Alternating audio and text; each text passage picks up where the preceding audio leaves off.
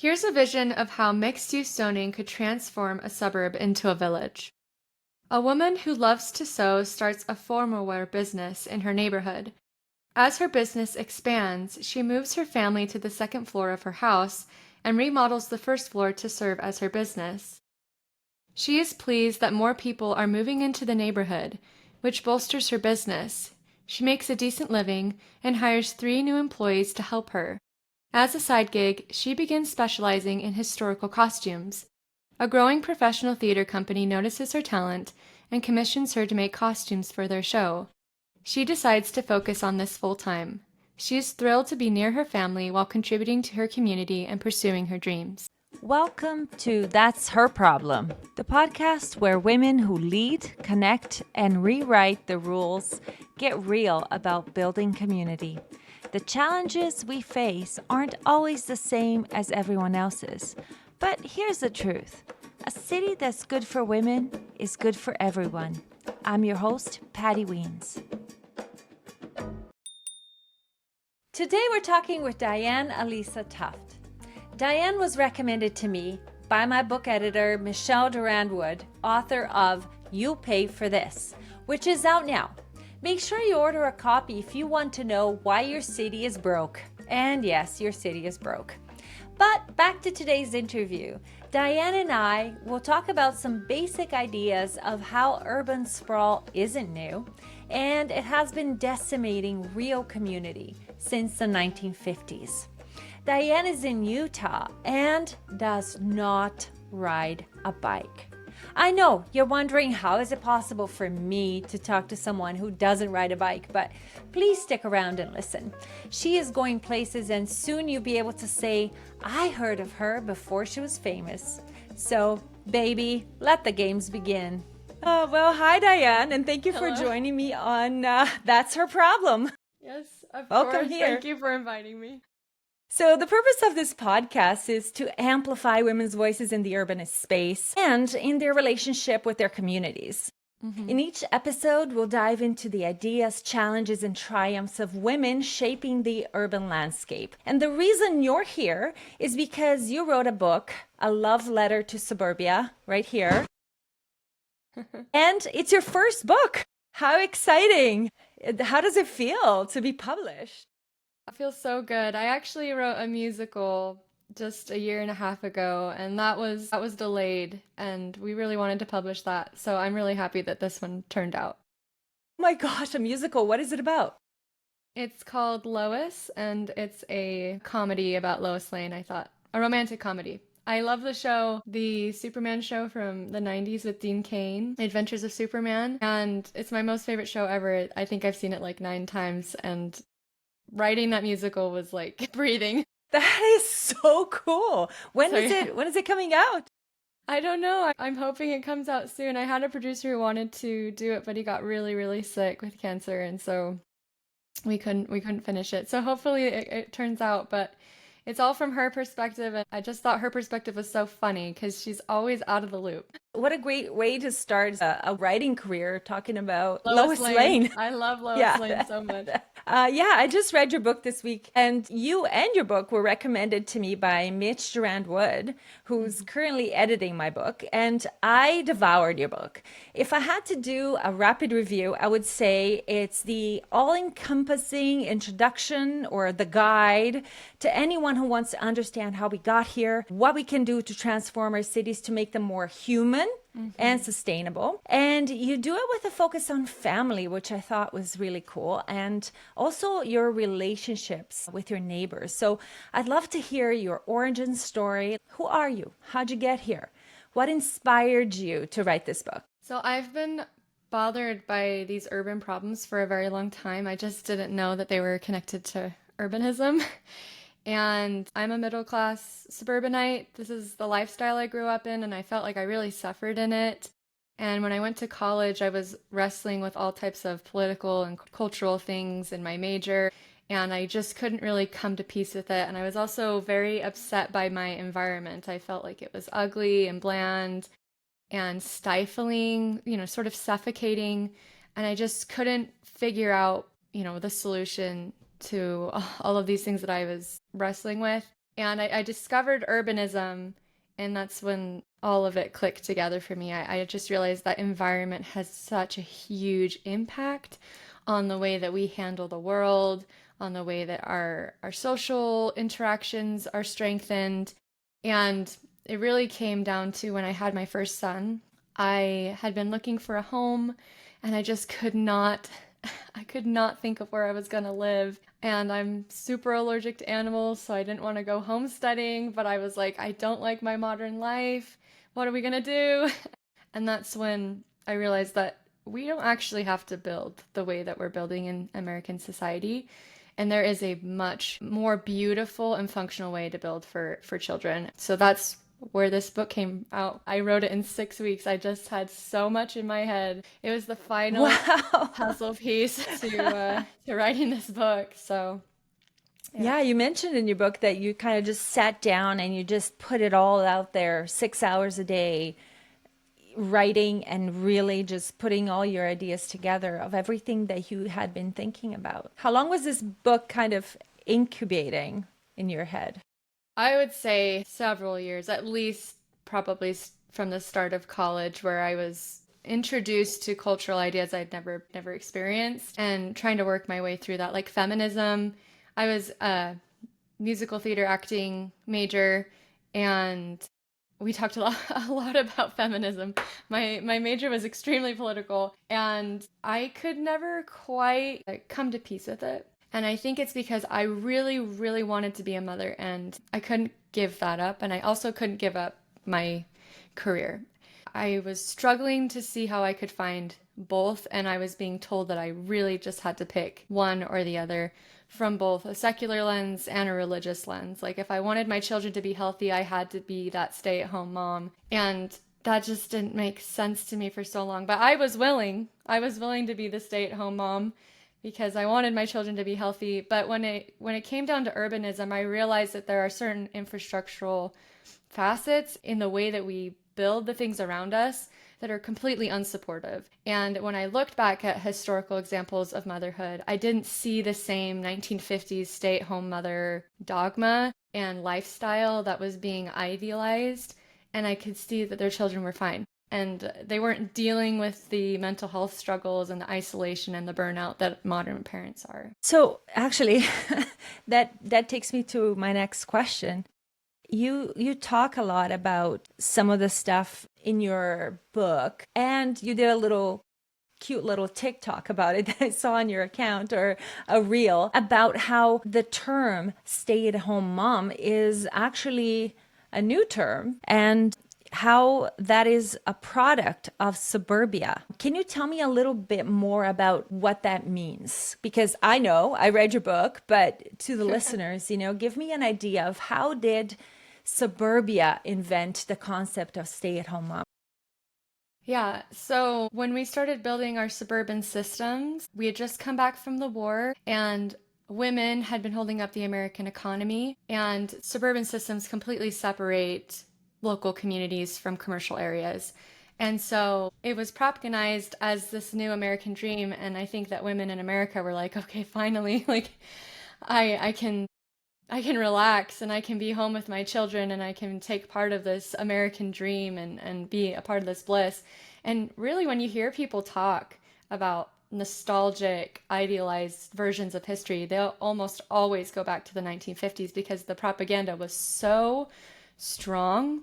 And basically, you had to have a car to leave. And so we found that, like, 1950s, 1940s women just found community, mostly religious community, and that's how they functioned for a long time. And we started to get this American narrative about what fatherhood looked like, what motherhood looked like, what childhood looked like. And actually, I argue that it caused a massive cultural feminist movement because it was so dysfunctional and it was so difficult to upkeep. And on top of everything, you had to kind of look perfect while doing it. And so we see in like the 70s and the 80s how this stay-at-home mother thing was like, absolutely not. I'm not going to be forced into your It was suburban dream. villainized, right? Yes, motherhood itself was villainized because there was no balance anymore. You took the individuality out of women, you took away their ambitions, you basically said you must be a domestic person, you must do motherhood in this way, which was so imbalanced. Women weren't, it made it hard for women to contribute to their community. They basically had to leave their children and do childcare, and that's just, it's never been that way. And so it was really hard. And I feel the stigma against motherhood because of this 1950s movement. And I think that it's still a little bit like you have to be so extreme.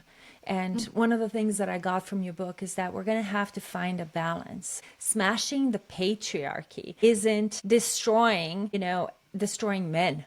Yeah. It's finding a balance in society for men and women to collaborate, to help each other, and to raise up the future generation, but also raise up the community, living in community. One of the things that you talked about in your book was the concept of living in propinquity rather than intimacy, so that we are close to each other physically. We don't have to have play dates. We don't have to make this a structured thing. It's just an everyday thing. And it makes me think of where my brother lives in Amsterdam, where it's everybody's so close. The kids just play outside.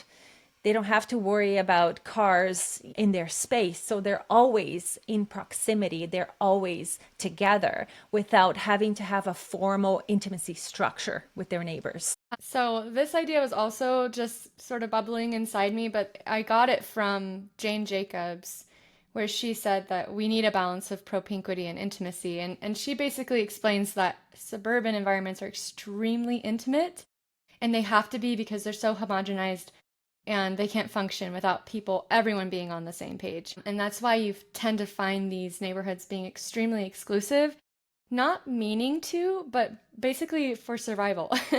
And it's really sad for people who can't quite fit in, but it's the idea of like, well, if I have to, because we never see each other, because we're never outside walking, going to productive places, and I don't rub shoulders with you every day, then we have to set up that play date. We have to be really good friends. We have to have the same values or we can't be together. It's too much work. And propinquity is this idea of like, we're always in proximity to each other. We're always working around each other, but we don't need to be intimate. We don't need to be the same religion. We don't need to, think the same things are funny. We're joined together by our environment. Our environment that we hold, that is very precious, is holding us together and makes us trust each other. The more that we interact with each other without having to be totally exclusive, the more we feel good about the people around us. And I talk about in my book, there's this degenerative nature of the suburbs. And so every generation, because they're not interacting with each other anymore, they get less proximity and they get less trust and they get less sociality. And so even just the thing that was working before where you scheduled that play date, now people are like, I don't really want to anymore, right? They start to get this distrust of people, dislike of people. It's because they're never near people that are part of their local communities. And do you think that this propinquity also helps with us not having to choose between extreme feminism and extreme patriarchy, that we can find a common ground because we're always together and rubbing shoulders? Yeah. I mean, like men, for instance, aren't really seen in normal society in the way that they should too. We forget the way that men function, and so we have this hyper femininity, I think, in the culture. I would argue that the suburban culture is extremely matriarchal because the moment everybody leaves to work, it's all just women and children, right? And so I think that we start overcompensating in a lot of different ways, and we start kind of making up what femininity and masculinity is in this space, which I think becomes very destructive. What I'd like is to like come back to a baseline where people are just living in their bodies and being normal with each other, doing things that are intuitive to them, in obviously a kind and human way. But I think that when you have a society of locality, you can more easily exist in femininity and masculinity. It's like I don't have to fight so hard to prove that I'm a certain thing. That's the one part that really struck me, is we go to these extremes because we are forced to separate so much. Yes. Actually, this space that you entered, has largely been occupied by men. You mentioned in your book how you first got into this urbanist space, like most of us, by what we call getting orange pilled or watching Yeah. Not Just Bikes by Jason Slaughter. Yeah. And then there's Chuck Marone from Strong Towns and Yeah. so many more. So, as a woman entering this space, did you ever feel intimidated or did you ever have, imposter syndrome? I mean, I'm brand new to urbanism, so in that way I have imposter syndrome, but I I think that my voice is really important. Honestly, I couldn't have done it without the men who have done the research that I was totally unwilling to do. Like Charles Marone and his financial stuff and Jeff Speck with his urbanism. But I did rely on women urbanists as well, like Jane Jacobs. We need both of these. We need a balance of voices in this space. And so I'm learning more and more about urbanism, I feel, every day. But I do feel like my voice in terms of family, in terms of locality, was missing from the discussion. And I thought it was the most important part, honestly. Like, if you're not building for children and families, what exactly are you building for? It's all just a technical subject. So to put the humanness back in, I felt was so important. And it takes all of us, really. It's a huge effort. I liken it to, say, the man built the house or the contractor built the house, and the woman has to come in and make it a home and put plants on the walls. Not to say that men can't do it. This is not where I'm going with this, but oftentimes we leave women out of the design conversations. How Yeah. things are designed so that they are more friendly to women, children, and the elderly. It's not Yeah. like the men make up the majority. They actually make up the minority when you think about that space of who interacts. And like you said, the men are gone to work, the women are at home. What are we doing in our neighborhoods? Are we Yeah. walking around? One passage of the book that in page 137, you talk, and this was possibly my favorite section of the book because it allowed me to dream a little bit. And I love that invitation that you have for us to stop for a second. You introduce the whole book talking about how we got here. And then you go on to say, let's take a moment to imagine. And that's actually Yeah. what the title of that section is. And you go on to transform a suburb into a village in that chapter. And it was the reason it was one of my favorite moments is because this point you had already explained the idea of how we got here and how things used to be and how we're longing for change, but we don't know where to start. Yeah. And it reminded me largely of my neighborhood growing up in Brazil. We did have a seamstress down the street Yeah. who had a business in her home. The Yeah. convenience store around the corner where we could get a last minute thing, milk or rice. The manicurist, the barber, and so on. So I'd like to hear what do you think it is about these hyper local human scale economies that feel so missing in modern suburbs? And how do we start reclaiming that spirit, not just in theory, but in practice? I think it's already here. When people talk to me about like how long it's gonna take, I tell them that people are already doing it. Like they exist in your neighborhood. You just probably don't know about them because they're illegal or they're doing other outlets like Facebook or farmers markets, but they're already there. I don't think we need to really pull people in because I think if you took away the red tape, that they would jump on it immediately. But we need those local spaces because we need the balance. I am not against huge corporations, but I am against the massive imbalance in the way that our economy is structured and that these people have so much power and that they tend to abuse it because they're in a monopoly situation. Things that benefit from local economies is like, the manicurist. You go to her every week. She's so great. You're probably going to go to her your whole life and you're not going to know her kids. And you're going to know people that come in and she does such a good job. And the local baker, you know that the bread is literally 2 or 3 ingredients. You're not getting a lot of processed sugar. They're not making it so that you're addicted to it. your kid works at the local flower shop and she's like learning to be a florist and she loves it. And she ends up, you know, spending her time there. Like that's where she spends her life is in that floral shop because she was working there as a kid. And so you just And she walks there. yeah, she walks there exactly. She can go there autonomously and you don't have to chauffeur her and like you trust the people working there. And so you start building a legacy through this local economy. And it's just such a beautiful concept of connection. And when you go to a Walmart or you go to a Target, it's never going to happen. It's not possible in those spaces. I think immediately of COVID, where people would walk in to these stores with all types of mandates and rules and regulations, and they were awful to each other. They were mean, because they were rubbing shoulders with strangers. They were, you're pulling people from all kinds of different densities, and they didn't like each other, and they were so judgmental and cruel to each other because all the locality and the good-heartedness and the connection and the legacy was gone in those spaces. And they were scared. They So were so when you're scared. scared, running into a stranger and having to follow a set of guidelines is intimidating. It is. And actually, Jason Slaughter just had an episode on Not Just Bikes about the big box. I don't know if you saw it. I didn't But actually. it talks about how the big box stores come into a neighborhood and decimate it because they build huge structures, require huge parking lots, and then they kill all of the small Yeah. businesses around it. And then they leave the neighborhood and leave it in shambles because these buildings were only really built to last 15 years. And once it's gone, they relocate and Yeah. they already did the damage, right?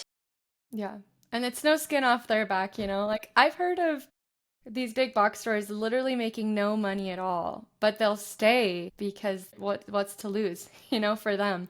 Like they just have so much power. They kind of deconstruct the economy so that you're not really living in an authentic economy because of the amount of money and power that they have. And do you think that you were talking about how some people may already be running some of these businesses illegally and, they have like a Facebook group, a Facebook page. Do you think that sometimes the problem is that we are living in a digital world where everything is hiding and you're sort of hyper concentrating groups into a digital space where we're looking down on our phones and we're introspect instead of going out there in the real world? I certainly think it's a problem in the sense that it's not natural for us. It's really unhealthy for us. But I don't see it as a problem in terms of the logistics of it. Like, if you don't have a human space, then you're going to find another outlet. And that's the online world. I mean, just logistically, that's what people are doing. They can't do it in their own neighborhoods. And so they've found this huge internet space. But the problem with the internet space is, again, you're not really connecting with humans in the way that you should authentically. And you're probably connecting with people that are not local a lot of the times. And so you'll find that the internet space also calls for a certain level of intimacy to really connect with people in a wholesome way. And if not, it tends to be extremely negative. And that's a problem as well. So my goal is like, I don't have a problem with internet again, but there needs to be a balance of technology and actual human connection. And there's just not right now. That's really the biggest issue of our day is there is no balance in so many things in the way we raise children and the way we view parenthood and the way we view the economy and politics. It's just really heavy on one side and we're suffering because of it. I recently read a book called Stolen Focus. I'm not sure if you've heard of it, but it's talking about I have how... heard of it.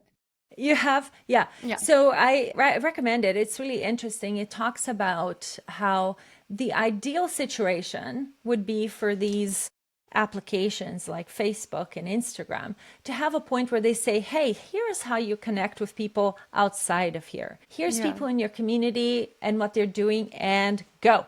And it actually, if applications like that propelled us to connect in person, that would offer a balance, right? But they are created to not do that. They are created for you to want to be introspective. So much so, I don't know how many times coming home from work on my bike and I run into someone walking and they're looking down on their phone and there's beautiful scenery, there's deer and foxes, and Yeah, they're yeah, not seeing that, right? Because we are introspect, we are looking down, we are turning inwards.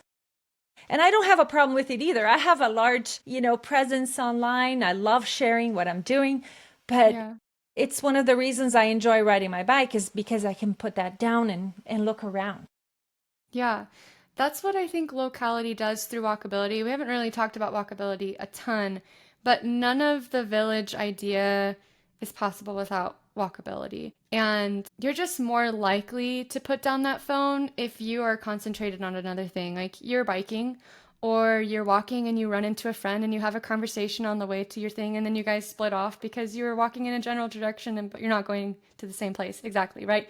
So you had this moment of dopamine, that dopamine hit of being with a person that you're friends or acquaintance with and having a nice conversation and then splitting ways. It was easy and fulfilling, and I think that if you can curate an environment that enables that graceful and beautiful walkability that's functional, then people will be just less inclined. But I also think, in terms of the box store, in terms of technology, in terms of politics, that it's all going to have to adapt. It's not, if we adopted village values and village life and the way that we want to build, and we put walkability first and families first, then you're not going to have that Walmart. It's not going to look exactly the same. It's not going to function exactly the same. It's going to have to serve us in a different way. I don't see us going to these Walmarts and these Costco's and driving to them and picking up, 2 weeks worth of goods and bringing them back home and then doing it again. I just don't see that functioning in village life. I don't think it could work. But I'm not saying that Costco or the internet has to go away. Like social media, again, could be a lot more helpful to us. But because we don't have that space to pull them back, to rein them in, they're just going for profit and the addiction. I need you to come to the Walmart. I need you to be on social media for several hours and only watch the most curated videos possible of people you don't know. Exactly. But that believe what you believe, right? We know what you Yeah. believe. We have been following you, which is creepy. But yeah, it is interesting that we didn't talk about walkability because that's everything you live for, Yes. walkability, being able to ride a bike. And I guess we just assume that when we're talking about spaces where it's human scale, is Yeah. that it's walkable. And it's interesting you mentioned that we don't hate Costco. We don't, I actually ride my bike to Costco. Yeah. Yeah. And we have a trailer on the bike just for that. But it's interesting. I was in Toronto last year or 2 years ago, and there is an IKEA right downtown Toronto in a building that looks like a mixed-use building. So it's interesting how they are adapting. You can walk Yeah. to the IKEA, but maybe there is a space for that. In downtown Toronto also, there is a very large grocery store. And I think that that's another thing that's missing from these spaces is a lot of time we talk about, oh, we need mixed-use housing or we need, different regulations for building, for housing, but we don't add that grocery store element to be walkable. And Yeah. then people still have to take their cars. They can't just walk somewhere. It takes away that walkability. Yeah, it's this idea of we're going to do it halfway, but then it never works.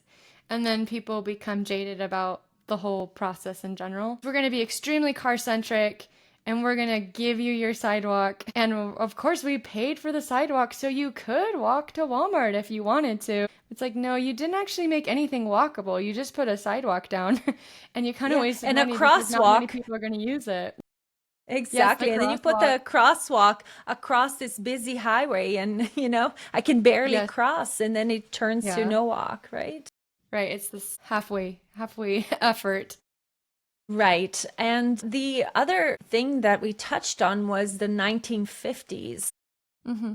change to suburbia. The evolution, I guess, of suburbia came right around the same time that we started talking about, cars. And cars became popular and everybody wanted a car. So this was like a perfect storm of more Yes. roads, of separation. Well, you're going to need a car because we're going to live in this beautiful, idyllic place where you're far from everything. Yeah, the car is such a problem because listen, I'm not Neither am anti-car. I. Um, but I equate it to literally, first of all, cars take up a ton of space. They just take up so much space and they are really dangerous at a certain speed and they need a lot of expensive infrastructure to help them move along.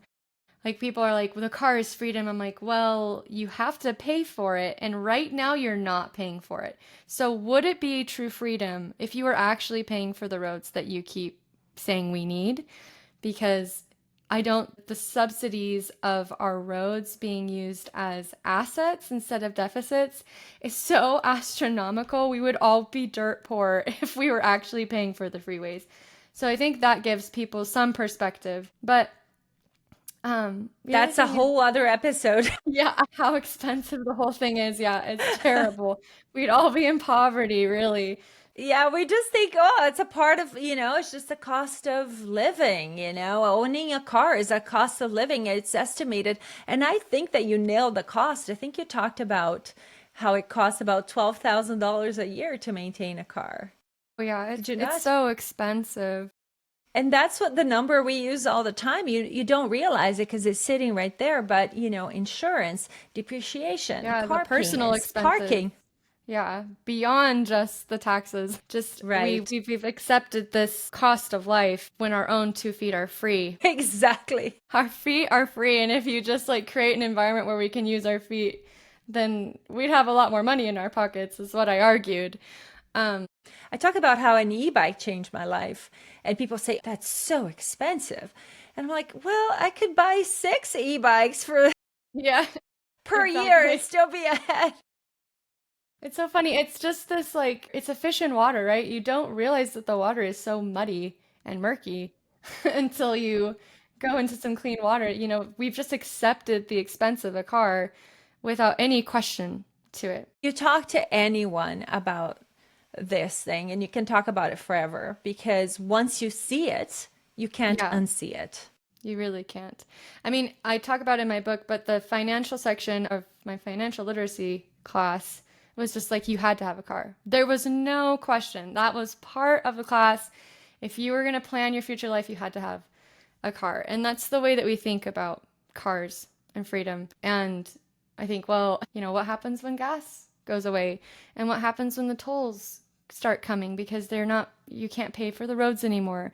And what happens when the taxes get higher and higher and higher? There's no way to pay off that road because it's just not an investment. It's a black hole of money. I suggest that you must diversify transportation. Like you have to have the walkability first, right? Give the option, the free option in Yeah. terms of finances, let alone just the human connection that happens through walkability and the health that comes from walkability. But once you start diversifying public transportation, you can actually start investing into that community. You put in a train and the train is way cheaper because the subsidies actually get paid off if there is a subsidy used because of how many people are using it.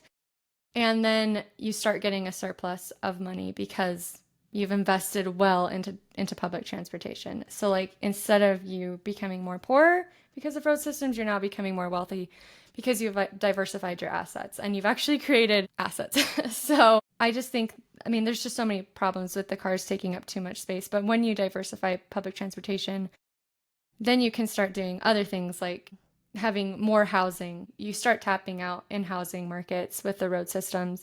It becomes too expensive. There's not enough housing. I mean, I could go on about about the Yeah, way yeah, that yeah. And we cars haven't take even up touched space. uh, on the parking, right? We haven't even Oh touched yeah. on the issue of how much room that takes every time you build something. So like acres and acres of asphalt that could be used for parks and for trails and for housing and for businesses and man, I mean, how much space that parking takes up. And when I learned about it and I stepped outside my house, I was like, this is horrible. No wonder I thought everything was so hideous and loud and dangerous. Like there's parking everywhere in the commercial area, which is the space that people are supposed to exist in a happy and healthy way, and it's all monopolized by cars. It's just so tragic when you start to see it. Again, you see it, you can't unsee it. I think when we Yeah. were reading Paved Paradise, that was one thing that really stuck out was how one car requires 14 to 1700 square feet of storage. Yeah. Just in the space that it takes up in your house, at your work, at the grocery store, at the mall. This podcast is brought to you by me. I wrote a book called That'll Never Work Here. It's coming out on October 28, and you can pre-order it from wherever you get your books.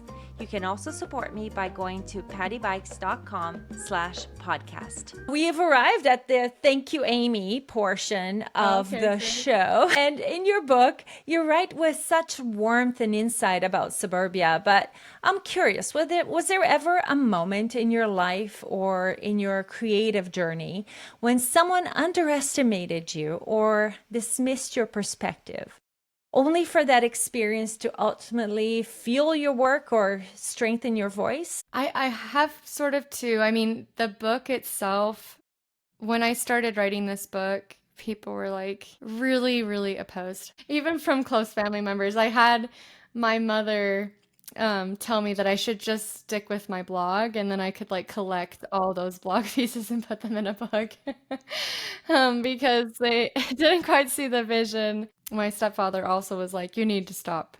You need to stop writing this. Mostly because I think he wanted to spend time with me and I was always writing away. We just kind of joke now because he was like, I was always supportive. I knew it was going to work out. But my like specific experience was my college major actually. I got into the major by audition and I loved performing. I felt like I had a knack for it and I couldn't find myself in the program. I couldn't find myself in anything, actually. I could not get into any type of production. And I mean, there was a lot going on at that point in my life. I did have braces. So I think that as a 22-year-old with braces, it was impeding my ability to get roles because I look so little. But that was really hard. And I felt like I was being ignored and I couldn't connect with my professors the way I hoped. I wanted them to see potential in me and help me through this program. And it didn't work for me. Actually, the moment I graduated, that's when it all worked out for me. I started getting professional roles and leads. And it was just an interesting journey to feel so underestimated and so invisible and just still work the best I could to hone my craft, not let these people have power over me and tell me that I wasn't good enough, and just stick with what I knew and believe in myself, and then have it come to fruition at some point, after the graduation when I was surrounded by different people. So that, like, I guess that's the message, just keep trekking forward and believing in yourself and it'll work out. And in some ways, that being underestimated makes you even more proud of what you've done when you get there. This book, I mean, that's amazing. Look at you. You're an author, and it's not a little book, it's a big book, and it's full of great ideas, and it's a great guide for anyone who doesn't know anything about why are people complaining about housing? Why are people complaining about cars? This is why. Here, start here. In fact, this is going to my mom's next weekend. Okay, that's so great. Yeah, I've actually had a lot of positive reactions from it. It's been very surprising to my family, but it's gone all over the world, Australia, Canada. And we've had people from Germany reach out, Argentina. So I'm really excited about it. I just want it to like spread and totally change the value system. Like maybe we want something different. Maybe we can dream again. That's what I'm really excited about. That's awesome. Congratulations. This is really, really great. And Thank I you. don't know you, but I feel like I do now, and I'm so proud of you. Thank you. Well, it's time for some rapid fire questions. I got a couple of things I want to ask you. Okay. The first one is, if you were a bicycle, what kind of bicycle would you be? Oh, I don't know what they're called, but the ones that like have the U shape. They're like beach bicycles. there. Oh, that's so funny because I always try to envision my guests, like what kind of bicycle they would be. And you are a beach cruiser. Yes, You're a that's what they're beach called, cruiser cruisers. with a big trailer in the back, and Yep, you're exactly. cruising through the neighborhood. You're picking up the kids. You're I throwing got them in the children back. everywhere. That's Exactly. awesome. Second one, what book by a female author do you recommend for our listeners? I'm going to put all this stuff in the show notes, so I'd love to Of hear. course. So I mentioned it in my book, but Betty Smith's A Tree Grows in Brooklyn. I love her work. It's such a coming of age story, and it really changed my perspective on children, on family, on motherhood, because we follow Francie Nolan from the very beginning, and we see how she's interacting in this whole different America, an America that is just full of children and full of locality. And of course, there's like problems to work through, but the differences in how she relates to the world and how she works to the world, I was just so blown away. I love a good coming of age story. And I was like, wow, it doesn't have to be the way that I grew up. You know, that was such a light bulb moment for me of how different she grew up that I just love that book. I've listened to it a couple of times. Oh, that's awesome. Great. Thank you very much. We're going to put a link to that in the show notes. So what's next for you, and how can my listeners find you? So I'm working on my audiobook, and I think that will be the catalyst for more people having access to the book, because we're in such a consuming culture. We just want to listen and do the thing we're doing. So that I'm a big audiobook person. In fact, when I heard that you had written, that was the first thing I did. I looked for it everywhere because it's also easy access, right? Hopefully it'll be done by May. It's quite arduous doing an audiobook. You think that it wouldn't be, but I trip over my tongue a lot, so there's quite a bit of editing that goes into that process. And then I'm just working on my local community. You know, I'm trying to change the hearts and minds of the people around me so that we can have villages in Utah again. That's come with its bumps in the roads because not a lot of people know yet what we're trying to do, but that's the goal, right? To stand in your own community and say, okay, let's do something different. Let's work toward a bigger vision. Let's dream. Let's give back our community, our children, our economies, our political power. Let's do it together. Let's hone the power again. And it just takes one person in every community to start spreading the ideas and to start opening doors to be a little more flexible with our zoning and our businesses and return that locality and dynamic environment back to us. You're an inspiration. How can we find you? So I have End Car Dependency as my organization. You could probably just Google that and email us if you'd like. But you can also find me on Instagram. That's where I am the most right now. Diane_Alisa. That's taken a small pause because I'm trying to do my audiobook and also raise 2 children under the age of 3 while being 7 months pregnant. I was gonna say 2 point. Yes, exactly. But you can certainly message me. And then you can find my book on Amazon and the publishing company, The Olive Conservatory. So both of those links you can either Google or you can find them on my Instagram right under my bio. If you're Amazing. This is really Join great. the revolution. Yes, let's go. Well, thank you so much. Yes, I can't thank you enough for joining us on this journey, through Suburbia, this sort of walk through Suburbia today. Yeah. Your book paints a beautiful picture of the past, present, and the dream, I think, of building a sustainable future that has a place for everyone. And I'm looking forward to following your journey and seeing where it goes. Thank you so much, Patty. I'm so excited about it. I really think that people are ready to hear this message. Like, they're burnt out.